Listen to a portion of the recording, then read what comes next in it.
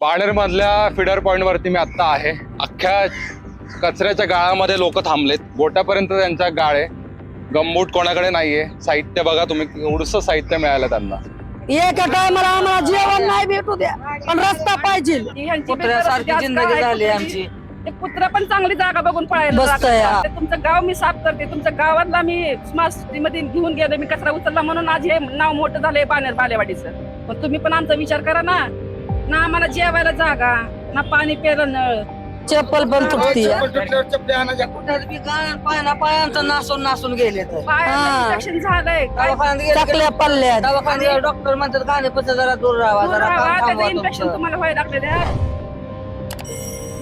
4 महिन्यापासून असा पाऊस आहे, तर असंच पावसामध्ये जातोय आणि पावसामध्येच येतोय। टेम्पोची सुद्धा आमची काय परिस्थिती आहे ते आम्हालाच माहिती आहे कशी आहे ती। बाथरूम असं रखडून रखडून ना असं सगळ्यांना असं पोटांना प्रत्येकाला त्रास व्हायला लागलाय।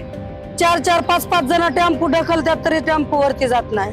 मग आम्ही तिथनं आतमधनं यायचं आणि ढकलू लागायचं। कामच नको वाटायला लागलंय आता कात्र्या रेंद्यामुळं, नाहीतर आमची लय हिंमत आहे काम करण्याची। 1 महिना 15 दिवस होऊन गेला, आम्ही हजेरीला पण जात नाही का? की म्हणलं किती चांगल्या जागेमध्ये, स्वच्छ जागेमध्ये जाऊन आम्हाला हजेरी द्यावं लागते आणि किती घाणीमध्ये येऊन आम्हाला काम करावं लागतंय। आम्ही काय हजेरीला येणार नाही? तुम्ही आमच्या आधी परिस्थिती बघा की आम्ही कसल्या परिस्थितीमध्ये काम करतोय आणि नंतर आम्ही हजेरी देऊ, पण तरीही लक्ष कोणी दिलं नाही आमच्याकडं।